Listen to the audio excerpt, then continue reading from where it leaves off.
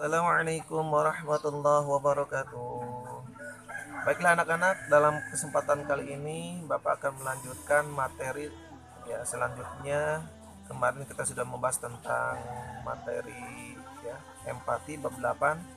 Sekarang kita akan membahas di bab 9 tentang memupuk rasa persatuan pada hari yang kita tunggu. Ini tentang sholat Jumat. Baiklah anak-anak, sebelum kita membahas materi tersebut sambil ditemani sama kongkorongok ayam di pagi hari. Semoga kita seluruh sehat selalu berada dalam lindungan Allah. Baiklah anak-anak, untuk selanjutnya kita akan membahas langsung ke materi saja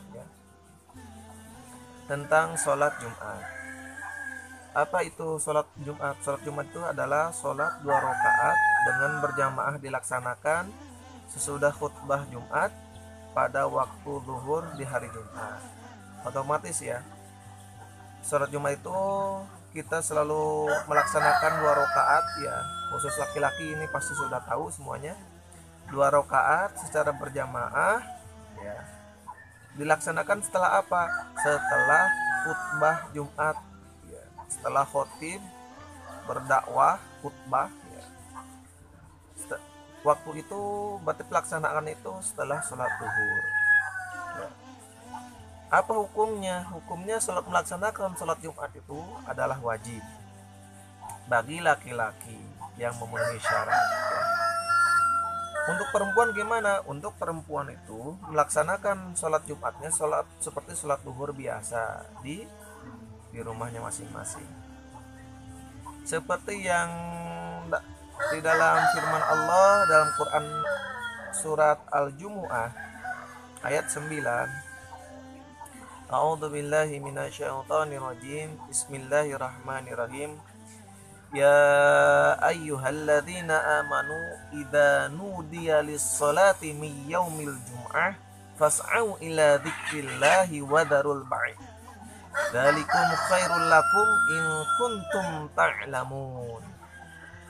Yang artinya, hai orang-orang yang beriman, ya ayyuhalladzina amanu, hai orang beriman, idza nudiya lis-shalah, apabila diseru untuk menunaikan shalah miyaumil jum'ah pada hari Jumat, fas'au ila dzikrillah, maka bersegeralah kamu dzikrillahi untuk mengingat Allah. Wadarul bai', dan tinggalkan jual beli Baiklah anak-anak, jadi mengenai sholat Jumat ini ada hukumnya wajib. Sampai di dalam firman Allah tersebut kita harus meninggalkan aktivitas jual beli. Jual beli itu bukan saja berdagang Jual beli ini adalah kiasan yang berlaku untuk semua pekerjaan. Apabila ketika terdengar pada hari Jumat sudah mendekati waktunya, apapun pekerjaannya, tukang tani, tukang dagang, mau guru, mau siswa, mau apapun, maka tinggalkan semuanya, kemudian bersiap-siaplah mandi, wudu, masuk masjid untuk mendekatkan diri kepada Allah, untuk mengingat Allah. Baiklah anak-anak, di dalam arti tadi sholat Jumat itu diwajibkan kepada laki-laki yang sudah memenuhi syarat. Bagaimana kalau misalkan ada syarat yang tidak terpenuhi? Kita bahas setelah kita bacakan atau kita terangkan apa saja sih syarat-syarat wajib untuk laki-laki ketika melaksanakan sholat Jumat. Adapun syarat wajib untuk melaksanakan sholat Jumat, yang pertama adalah Islam. Apabila luar Islam maka tidak diperkenankan untuk sholat Jumat. Yang kedua, balik itu dewasa bagi laki-laki bagi laki-laki kan sudah ada ketentuannya umur 15 tahun. Tapi kalau misalkan 15 tahun dia sudah mimpi 10 tahun, 11 tahun, 12 tahun sudah mimpi basah, maka dia diwajibkan untuk sholat Jumat. Bagaimana kalau anak-anak? Kalau anak-anak itu tidak melaksanakan juga tidak apa-apa, tapi ya khusus yang tidak balik ya belum balik. Tapi untuk pembelajaran kita harus biasakan dari kecil. Ya. Yang kedua berarti balik. Yang ketiga berakal. Berakal ini berarti sehat dia, sehat akal pikirannya.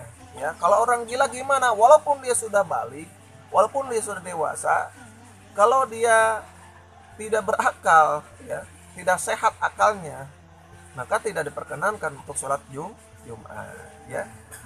Jadi kalau misalkan ada orang yang sehat, yang berakal, kemudian tidak sholat, ya sama dengan ya sebetulnya ya.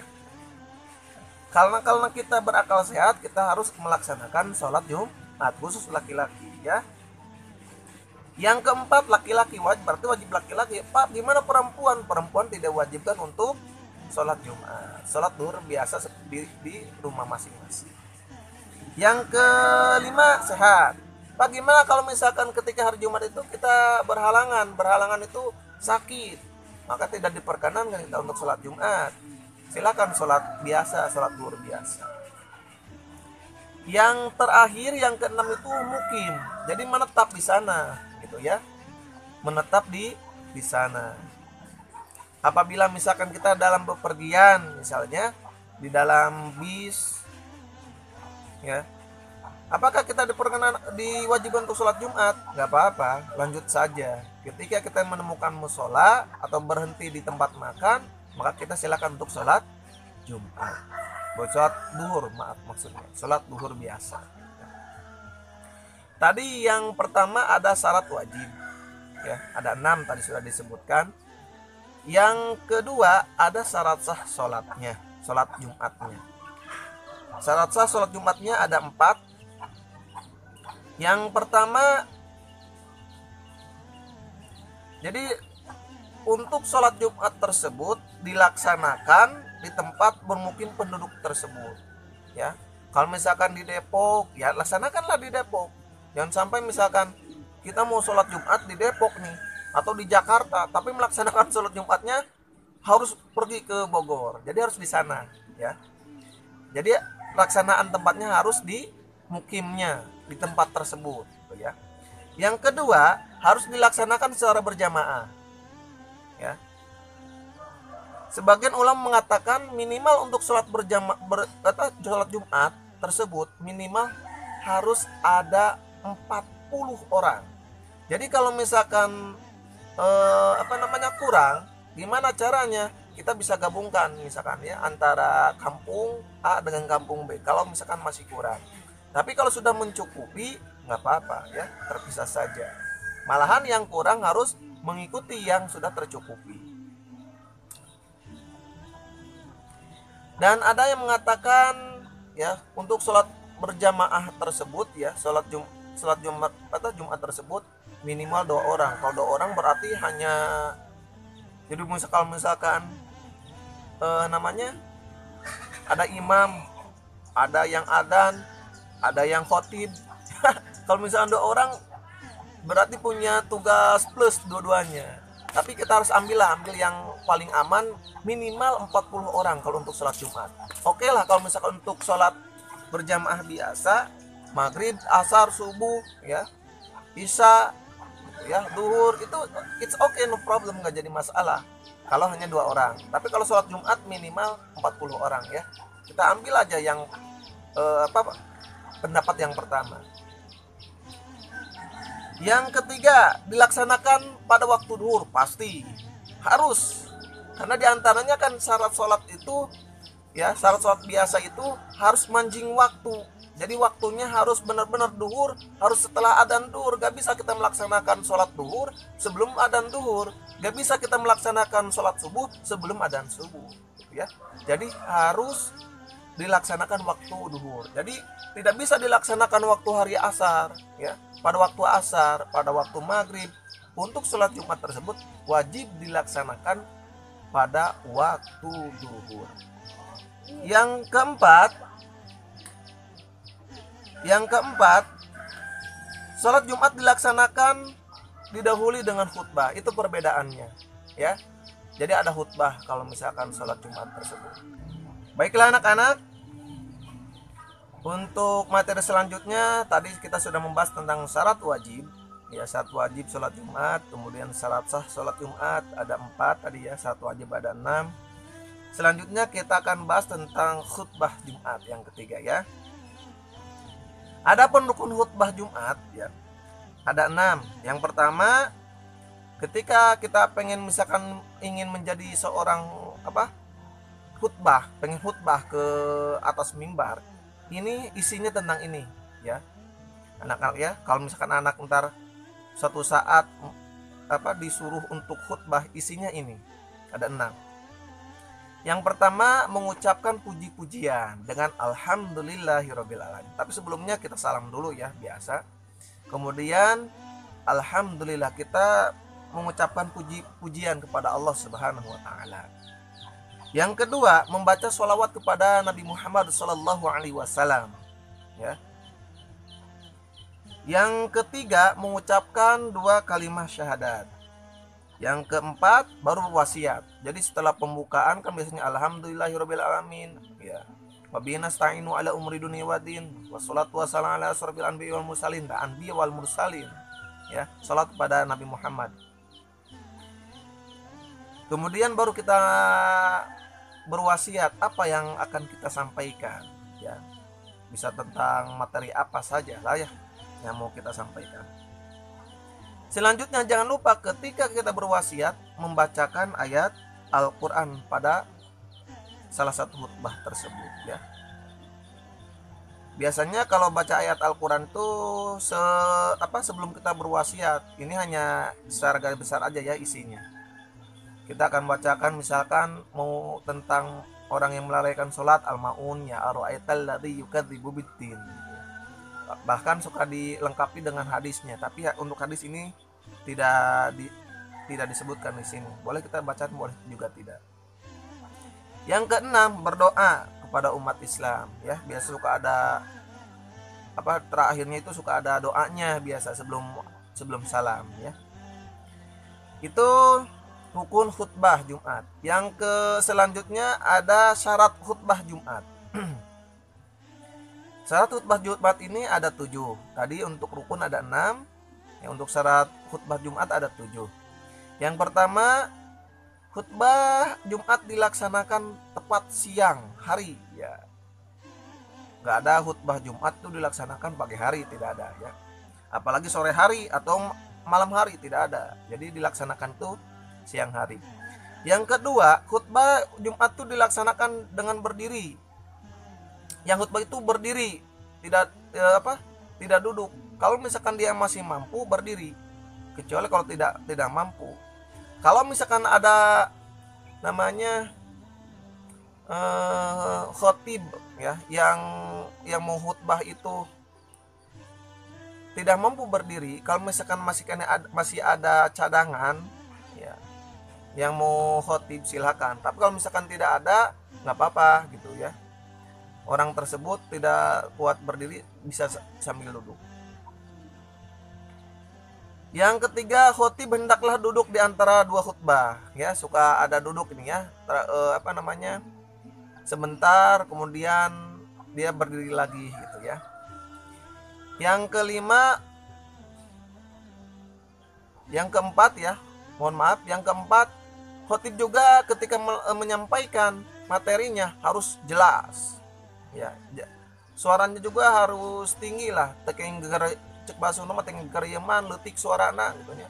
Kecil suaranya, nggak kedengaran gitu. Harus tegas, jelas gitu ya. Yang kelima, khutbah dilaksanakan cara berturut-turut, jarak antara keduanya ya. Khutbah harus dilaksanakan cara berturut-turut ya. Nggak boleh ngebay. Ngebay itu apa ya? Kalau misalkan dalam bahasa dalam bahasa pertandingan bola itu ngebay. Jadi lama, harus cara berturut-turut gitu ya. Jangan sampai ada waktu misalkan 5 menit, 10 menit setelah khutbah itu gitu ya.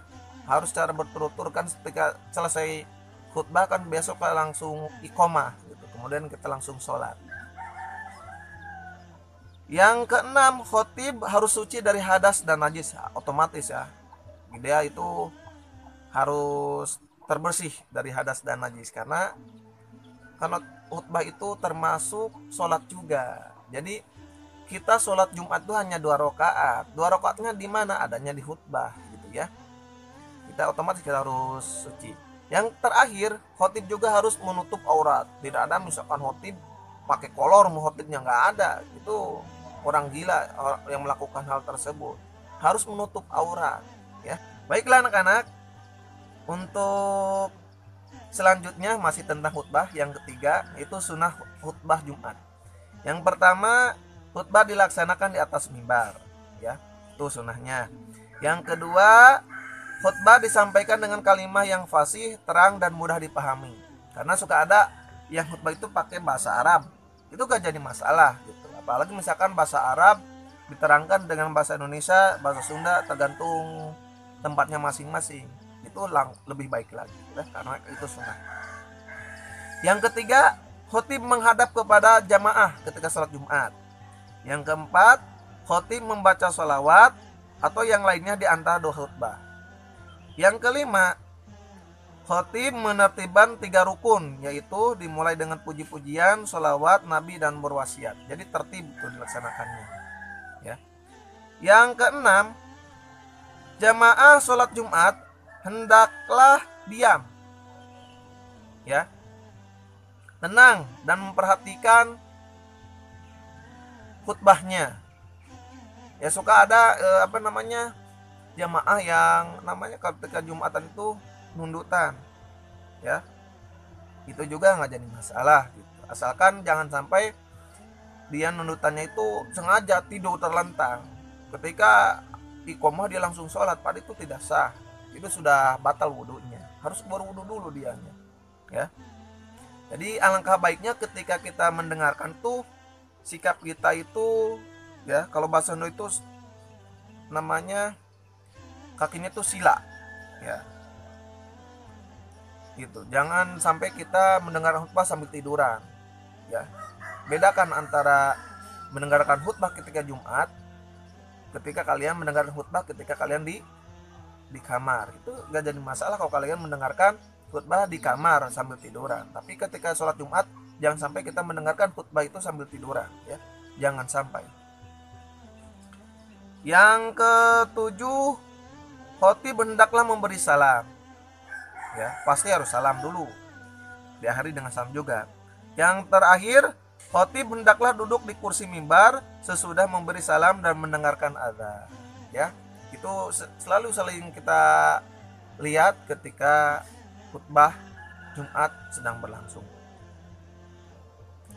Baiklah anak-anak, ini masih tentang berkaitan dengan sholat Jumat ya. Untuk selanjutnya, sunnah berkaitan dengan sholat Jumat. Ini sunnahnya, ini dilaksanakan oleh semua jamaah Jumat. Yang pertama ya, mandi terlebih dahulu. Oke, harus mandi karena sunnah. Yang kedua, memakai pakaian yang bagus. Disunahkannya sih warna putih. Kalau kita tidak punya, ya nggak apa-apa, penting bersih gitu ya. Yang ketiga, memakai wangi-wangian.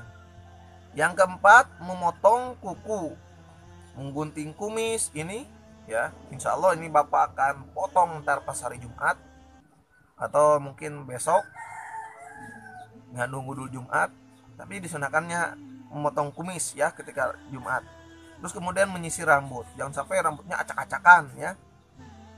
Apalagi misalkan rambutnya yang dikasih warna ya, jangan lupa, takutnya cat warna itu najis.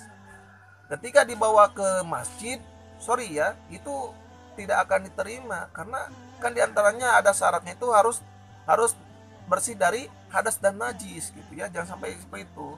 Kan tidak sedikit yang warna cat warna rambut itu yang najis ya. Maka kalau kata Bapak itu ngapain sih diwarnain? Allah itu sudah kasih kita rambut hitam, udah ngapain diwarnain gitu ya. Yang kelima, menyegerakan pergi ke masjid, itu harus segera pergi ke masjid ya. Yang keenam, melaksanakan tahiyatul masjid. Jadi ketika kita sholat setelah wudhu ya, masuk ke masjid, kemudian kita laksanakan 2 rakaat tahiyatul masjid. Gimana niatnya? sholli sunata tahiyatul masjid rakaataini lillahi ta'ala. Itu ya, itu niatnya. Atau misalkan kita, Pak, saya nggak bisa niat bahasa Arabnya, tinggal pakai bahasa Indonesia atau pakai bahasa Sunda pun juga boleh. Niat saya sholat sunnah tahiyatul masjid 2 rakaat karena Allah Ta'ala. Cukup Allahu Akbar 2 rakaat ya. Kemudian membaca Al-Quran atau zikir boleh. Tapi jangan lupa ya, ketika kita membaca Al-Quran, apabila ada yang melaksanakan sholat di pinggir kita ya, di pinggir kita, alangkah baiknya kita tidak disuarakan dulu. Baru ketika mau mengeluarkan suaranya, kita sudah beres lah, sudah tidak ada yang lagi sholat sunnah gitu, baru kita rada kencengin suaranya. Tapi alangkah baiknya, karena sholat Jumat itu berdatangan satu-satu ya, yang sholatnya tidak berbarengan sholat sunnahnya ya, supaya kedengaran sama kita saja ya, dalam baca Al-Quran ya, atau berzikir. Yang terakhir itu memperbanyak doa dan sholat kepada Nabi Muhammad itu ketika sholat Jumat gitu ya. Jadi zikir doa itu ketika sholat Jumat ya. Oke, untuk selanjutnya ada dalam melaksanakan sholat Jumat. Yang pertama ya, ada 2, meluruskan safnya, mengisi saf yang kosong ya. Ada saf 2 masih kosong, isi sampai penuh, jangan sampai di tukang-tukang lah. Jadi di belakang pengennya itu saf 2 masih ada yang kosong, saf 3 masih ada yang kosong, saf 4 masih ada yang kosong. Itu harus diisi semuanya ya.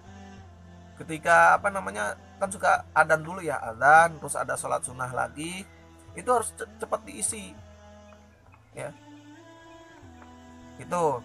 Yang kedua, ketika khotib sedang berkhutbah nih, khotib nih sudah mulai Allahu Akbar, terus ada khotib naik ke atas mimbar ya, tidak ada yang berbicara satu kata pun kecuali sebelum adzan ya. Sebelum adzan itu ada yang masih berbicara, itu nggak jadi masalah ya. Atau sebelum khotib naik mimbar itu nggak jadi masalah, ada yang masih berbicara. Cuman ya kalau misalkan dia niat tayamum kan otomatis niat tayamum niat dia itikaf itu batal itikafnya. Dia harus berniat lagi untuk itikaf ya. Itu kalau misalkan dia berbicara, kalau niat itikaf. Ketika kita masuk ke dalam masjid ya, kemudian kita harus niat itikaf, nawaitu an atikaf fi hadal masjidi taqarruban lillahi ta'ala. Nah, jadi ketika kita niat itikaf, kita tidak boleh ngobrol dengan yang lain di dalam masjid itu. Nggak bakal lama kok lah ya. Paling juga lama juga 1 jam ya, atau 1 jam setengah, tergantung dia berangkat dari rumahnya ke masjidnya gitu ya. Kita belajar mendekatkan diri kepada Allah, mengingat kepada Allah gitu ya. Karena kenapa? Kalau kita ada yang berbicara ketika khotib sedang berlangsung, khutbah berlangsung, maka sholat Jumat itu sia-sia gitu ya. Seperti di dalam hadis yang diriwayatkan oleh Abu Hurairah, Rasulullah SAW bersabda yang artinya, jika engkau berkata pada sahabatmu pada hari Jumat, berarti ketika melaksanakan sholat Jumat ya, diamlah dan khotib sedang berkhutbah gitu ya, sungguh engkau telah berkata sia-sia ya. Ada yang mengatakan sebagian riwayatnya batal sholat Jumatnya ya, yang dia saja yang sedang berbicara, sedang ngobrolnya, kan sayang sekali pahala Jumatnya ya. Bahkan dalam hadis lain yang mengatakan, barang siapa yang berbicara pada sholat imam khutbah Jumat, maka ia seperti ya Allah ya Rabbi ya. Kita ketika khutbah berlangsung, kita berbicara, kata hadis yang diriwayatkan Ibnu Abbas, maka dia seperti keledai yang memikul kitab. Ya Allah, keledai gitu ya, saking sia-sianya, seperti keledai yang memikul kitab. Sedangkan yang mengingatkan orang untuk diam, maka tidak sempurna sholat Jumatnya. Sebenarnya kalau ada yang berbicara juga, kita tidak diperkenankan untuk diam, don't speak, jangan juga seperti itu. Kita kasih aba-aba lah cara bahasa isyarat, bisa begini atau kita bisa pelototin atau gimana ketika khutbah sedang berlangsung, karena tidak sempurna sholat Jumatnya, sayang sekali ya. Jadi orang yang orang yang ngobrol dengan yang menasehatinya juga itu sama-sama sekali gitu ya, ada kekurangannya. Tadi yang ngobrol itu sia-sia, seperti keledai yang memukul kitab ya. Bagi yang yang menasehatinya kan sholat Jumatnya tidak sempurna, sayang juga ya. Oke, untuk selanjutnya hikmah sholat Jumat. Hikmah sholat Jumat itu ada 6 ya. Yang pertama, kita harus memuliakan hari Jumat, karena Jumat itu Sayyidul Ayyam juga ya, rajanya hari gitu ya. Bahkan hari kiamat juga ada mengatakan, satu riwayat juga akan terjadi hari Jumat juga ya. Pahala besar juga kita laksanakan hari Jumat, karena hari Jumat itu berlipat ganda gitu. Kita harus memuliakan hari Jumat. Yang kedua, menguatkan tali silaturahmi. Semuanya kan berkumpul ya. Suka ada ketika setelah sholat tahiyatul masjid atau sholat sunnah yang lainnya, kita suka salaman gitu ya dengan yang di pinggirnya. Itu nggak jadi masalah gitu ya. Kita bertemu sebelum masuk ke masjid kan, bertemu ngobrol, itu kan juga tali silaturahmi. Yang ketiga, berkumpulnya umat Islam dalam masjid merupakan salah satu cara untuk mencari barokah Allah. Ketika kita berkumpul di masjid itu, insya Allah barokah dari Allah, itu barokah ya. Yang keempat, ketika kita seling sholat Jumat, maka akan menimbulkan semangat untuk bekerja ya. Yang kelima, melipat gandakan pahala kebaikan tuh kan, hari Jumat tuh berlipat ganda kebaikannya, pahalanya ya. Dan yang terakhir, membiasakan diri disiplin tepat waktu, karena sholat Jumat itu ada waktu tertentu gitu ya, jangan sampai ketinggalan. Nggak bisa kita melaksanakan sholat Jumat setelah khutbah, setelah khutbah beres, tidak bisa. Itu sebelumnya kita harus ada di dalam masjid ya. Sebelum khotib naik ke atas mimbar, itu kita harus ada di masjid.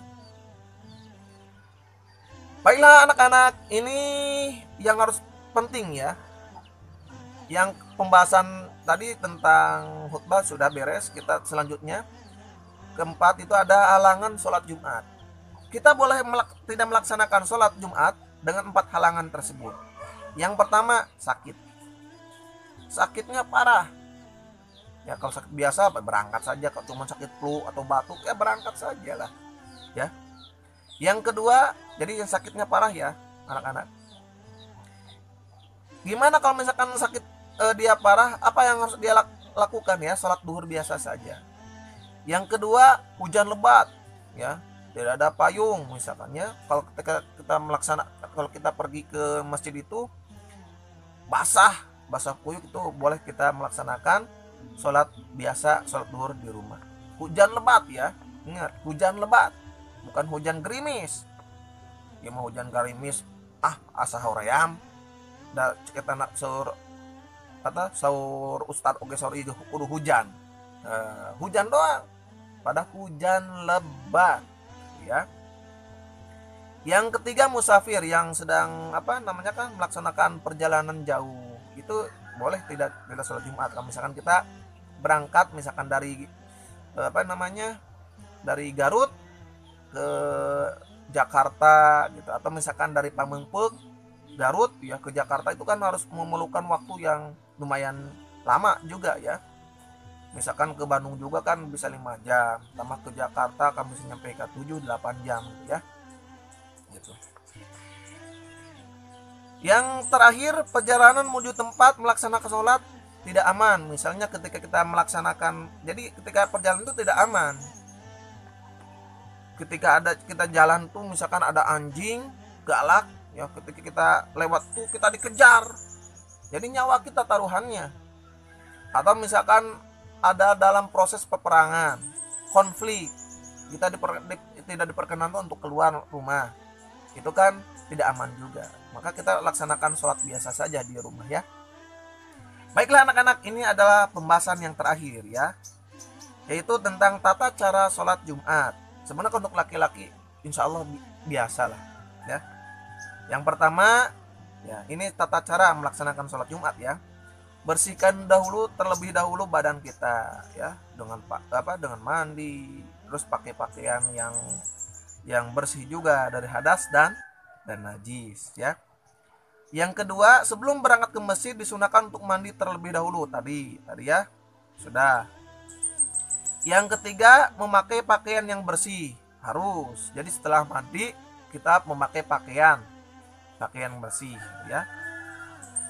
Ketika kita sudah memakai pakaian yang bersih, ya sudah siap ya, sudah pakai koko, sudah pakai kopiah gitu ya.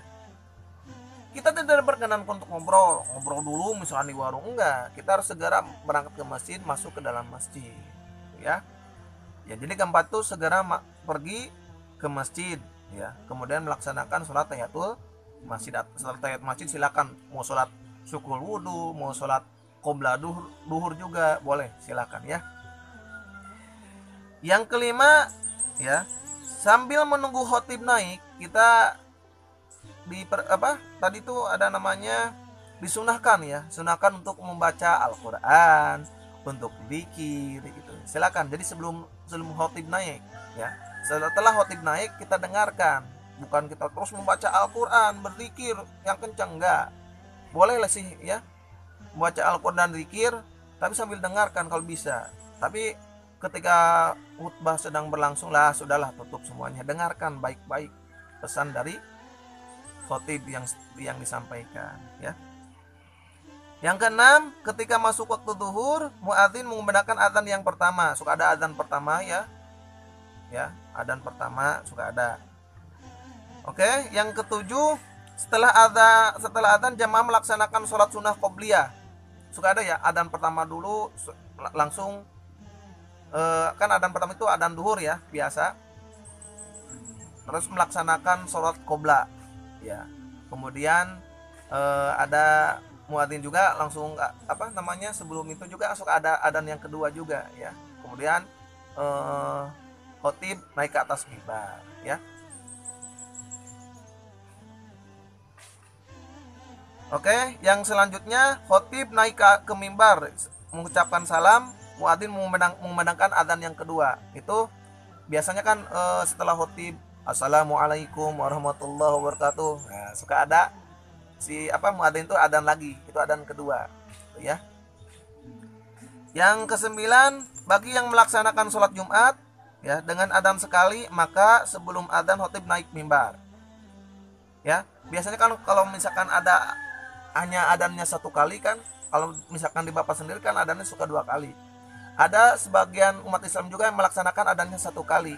Boleh gak? Boleh, gak jadi masalah. Itu kan ada dalil masing-masing, gak jadi masalah ya, no problem juga. Itu gimana dilaksanakannya? Jadi itu khotib dulu naik ke atas mimbar, kemudian assalamualaikum warahmatullahi wabarakatuh, baru adzan gitu ya. Suka ada gitu. Itu ya. Jadi itu pelaksanaannya, tata cara pelaksanaan sholat Jumat. Untuk selanjutnya, khotib menyampaikan khutbahnya. Pasti ya, setelah naik mimbar pasti menyampaikan khutbahnya. Selanjutnya ke-11, pada saat khutbah dibacakan, jamaah memperhatikan dan khusyuk. Ya. Kita perhatikan kalau misalkan ya kalau ngantuk-ngantuk ya sambil memejamkan mata, tapi sambil mendengarkan juga. Jangan sampai ngantuk dia tiduran, ya itu tidak diperkenankan ya, seperti itu. Yang selanjutnya, yang ke-12, setelah selesai khutbah, muadzin mengumandangkan iqamah. Jadi setelah khutbah suka ada iqamah, Allahu Akbar untuk melaksanakan sholat 2 rakaat ya.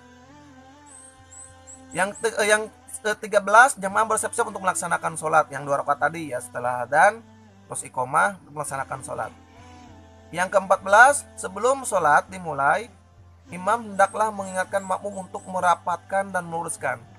Jadi sebelum sholat dimulai, silakan istawu sufufakum fa inna taswiyatas sufufi wa iqamatis shalah, luruskan dan rapatkan barisannya ya. Oke, yang ke-15, imam memimpin sholat. Yang ke-16, jamaah disunahkan untuk berzikir dan berdoa setelah selesai sholat. Jangan sampai kita berdoa ya tutup Allah malah kasih jalan saja. Sayang sekali ya, kita dikit dulu lah sedikit, kemudian kita berdoa kepada Allah Subhanahu wa taala. Dan yang terakhir, ya, yang terakhir setelah berzikir, setelah doa, baru kita melaksanakan sholat sunnah ba'diyah, ya, atau sholat rawatib namanya. Baiklah anak-anak, ya, alhamdulillah pembahasan dari awal sampai akhir sudah selesai. Ya, semoga ada manfaatnya, ya, khususnya untuk Bapak, umumnya untuk kalian semuanya, ya. Jangan lupa tetap semangat, ya, semangat, ya. Semoga kita selalu sehat selalu. Oke. Terima kasih telah menonton video ini dari awal sampai akhir. Semua ada manfaatnya. Akhirul kalam. Wassalamualaikum warahmatullahi wabarakatuh. Sukses untuk kalian semuanya.